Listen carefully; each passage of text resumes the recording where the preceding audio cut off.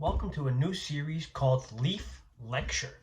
Now, this series is going to be where I recap every 3-game segment of the Toronto Maple Leafs season.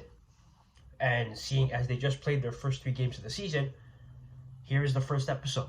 So, if you like hockey content, if you're a Leafs fan like me, and you want to see more content, smash the like button, comment what you want to see next, and of course, if you're just a hockey fan in general, subscribe for more.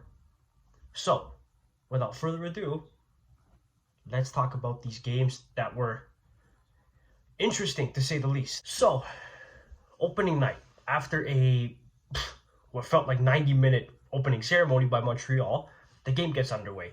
And my God, you can tell this is the first game of the season because it is sloppy as hell. No passes were connecting. The Leafs looked discombobulated. They didn't know where everybody was. The chemistry wasn't there. Everything. So the Leafs ended up losing 4-3 to the Montreal Canadiens in heartbreaking fashion. And we'll get to more of that in a second. The goal scorers for the Leafs were Michael Bunting, William Nylander, and Dennis Malgin.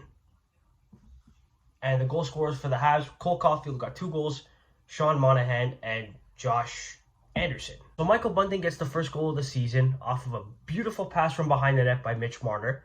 Not long after, Cole Caulfield ties the game up. Dennis Malgin has the Leafs take the lead with a front of the net shot right in the crease. And then Caulfield ties it again, which in my opinion, Murray should have had the second goal because it was right over his shoulder. And he could have put his glove up there. And guys, Matt Murray with his glove hand is so bad. And then Sean Monahan in the third period with about I'd say 2 minutes to go gives the Habs the lead because the poor defensive coverage by the Leafs causes that goal. So clearly they're not good defensively right now and they have to fix this right away. Right away. But not long after, John Tavares and William Nylander 2-on-1. And then Nylander in on the partial break, slides it right through Jake Allen's pads and tie game. So I'm thinking, just like every other Leafs fan, overtime. Let's go. But with 17 seconds to go in the third period, Jake Muzzin and Justin Hall, we have seen it not work in the past.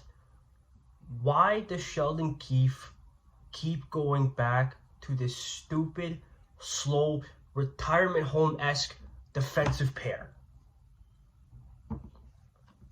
They're in their own zone because of a Justin Hall turnover. They're scrambling. Montreal's doing circles around them. Muzzin finally gets the puck after he blocks a shot. What does he do? He tries to clear it. He throws it right onto Nick Suzuki's stick. And then Nick Suzuki gives it to Josh Anderson. And Murray's just looking like this. And then the puck goes over his glove. 4-3 Habs with 17 seconds to go. Sheldon Keefe after that game said the effort was terrible. That was absolutely unacceptable from this Leafs team. And he's right. He is absolutely right. How do you keep having those defensive lapses? And how is it that you guys can't connect even a pass? Not a single pass.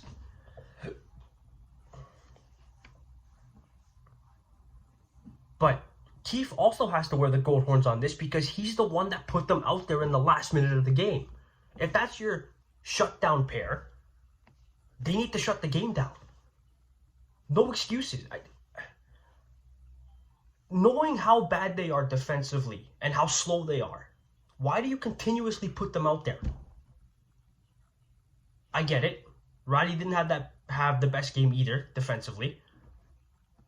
Giordano and Sandin were by far the best pair on the night. Brody had a good game, but that's who you put out in the final minute. Whoever is having a good game, especially in the final minute, you put them out there. The top line, other than that goal, I mean, they had flashes of what they can do, but they were mainly invisible the whole night. Tavares and Willie looked good. Kerfoot, I thought, had a really good game. That third line is going to be a problem for teams. That's going to be a problem.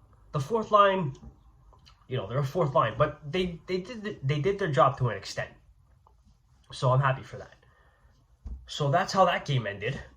Then the next night, they had a back-to-back with travel for their home opener against the Washington Capitals. Now, the goal scorer, Tavares, Calle Jarnkrok getting his first goal as a Leaf, and Austin Matthews, while the Caps had Garden Hathaway and Marcus Johansson.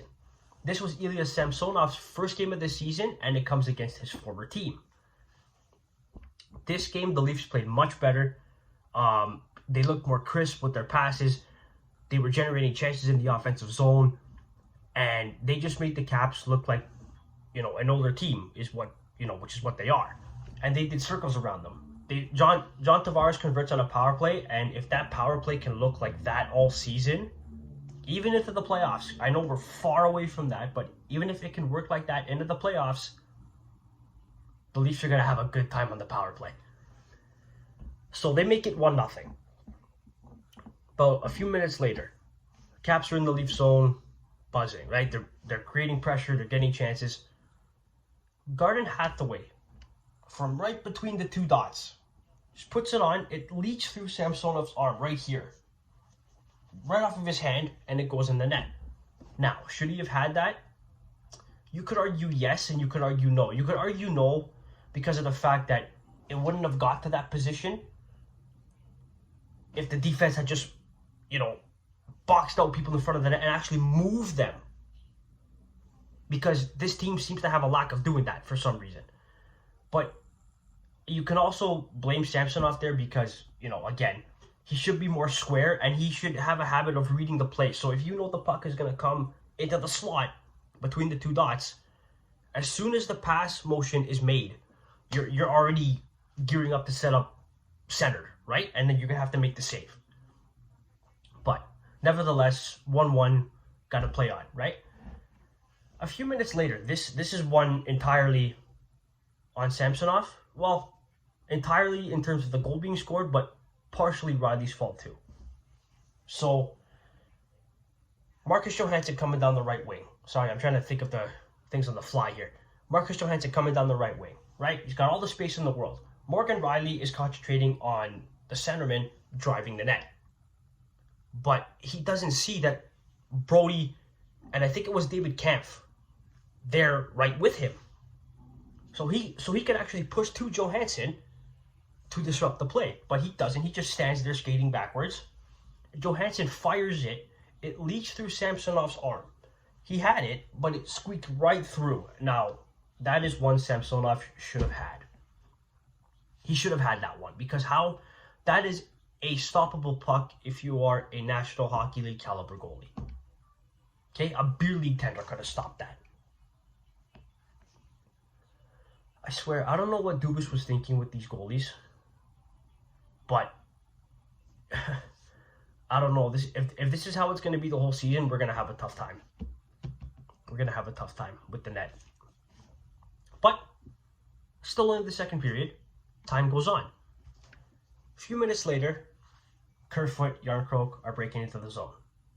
Jarnkrok sees Kerfoot with the puck, so he breaks to the front of the net. Kerfoot with an absolute beautiful pass to Calle Jarnkrok.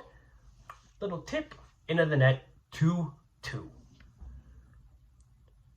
You know what? Jarnkrok looks like a hell of a player. And he's going to fit very nicely on that third line. He's snarly. He can move his feet quite well. He's got a pretty decent shot, as we saw in the preseason. So if he just used that more, he can maybe score roughly, say maybe 10 to 12 goals, which is not bad for a third liner. So, and then we head into the third period. It's dead even, right? 2-2. Teams are trading chances and also while staying sound defensively. And then after Samsonov let in that goal in the second period, he kind of held the fort, which was good. He was steady, he was sharp, he was making saves when he needed to, and it was all around good.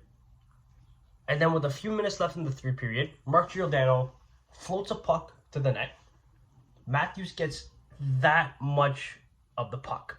Like, that much. It rolls over Charlie Lindgren's back, who was starting for the Caps, and it rolls right into the net. That's Austin Matthews' first goal, which honestly, I didn't expect it to be like that. I didn't expect his first goal of the season to be a tip-in. And a tip-in by that slim of a margin, right? Nevertheless, a goal's a goal. The Leafs hang on. They get their first win of the season in front of their home fans. Now, we move on to Saturday's game. Matt Murray's supposed to start against his former team.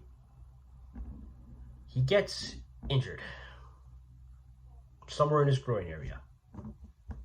He's out for a minimum of 10 games in 24 days. He had to go on LTIR. I'm one of those Leaf fans that saw this coming. He's been injury prone his whole career. He's been injury prone. Dubas knew what he was getting himself into. Why do you roll the dice on a guy who's been completely injury prone his whole career, expecting stuff to change? Because as we all know, history repeats itself. So Ilya Samsonov gets the starting goal with Eric Källgren backing him up. He got injured in a Marlies game the night before, but he was cleared to play right after the game. So he made the trip to Scotiabank Arena, and he's backing up Ilya Samsonov. This game was 4-3 for the Leafs. The goal scorers were Nylander, Justin Hall. Let me just look down at my game sheet here. David Kampf. Oh, sorry. The game was 3-2. Oh, my Lord. I'm so sorry, guys. The game was 3-2. David Kampf, William Nylander, Justin Hall. With their Sens goal scorers being Shane Pinto on the power play and Claude Giroux. This game, the first 10 minutes of the first period, the Leafs were basically dog walking them. Dog walking. And this is how I expected them to be against the Ottawa Senators, right? Dominating, making passes, driving the zone with force, speed through the neutral zone, the whole 9 yards, right? After that power play goal by Shane Pinto to make it 1-0 for Ottawa, the Leafs forgot how to play hockey. They forgot how to play hockey. The second period, the Sens absolutely owned their shit. They owned them completely. As a Leafs fan, that was hard to watch. Very hard to watch. But we know what that team is. We know what this team is. Some nights they have it and they look unbeatable. Some nights they take periods, shifts, even games off. And it makes you so frustrated because you know this team can be better.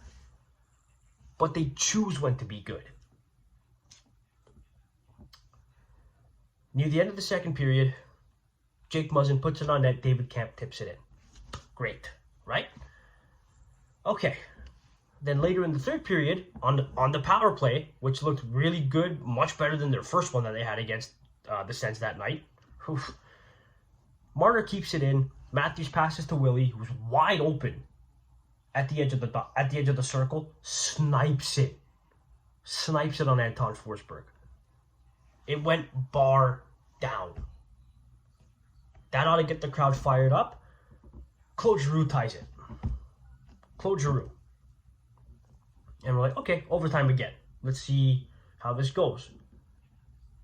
But the game winner was scored by Justin Hall. Of all people, Justin Hall. Marner has it in the Sens zone. Drops the puck to Hall. Hall on the left wing, playing as a right defenseman, drives the net,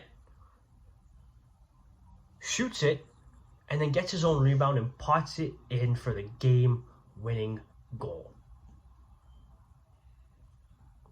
Like, okay. I know Justin Hall defensively is bad. Most of the time. That's the stuff I want to see from him. That stuff right there. If we can get more of that, it would be beautiful. It'd be absolutely beautiful. Anyway, that is it for this episode of Leaf Lecture. I know it's a little bit on, you know, the edges. But I will get better with these as I get more comfortable, right? So if you like this series and want to stick around for more, smash the like button. Leave a comment on what you thought of those first 3 games and what you expect from the next 3 games. And of course, subscribe for more hockey content, guys. I love you guys, and go Leafs go.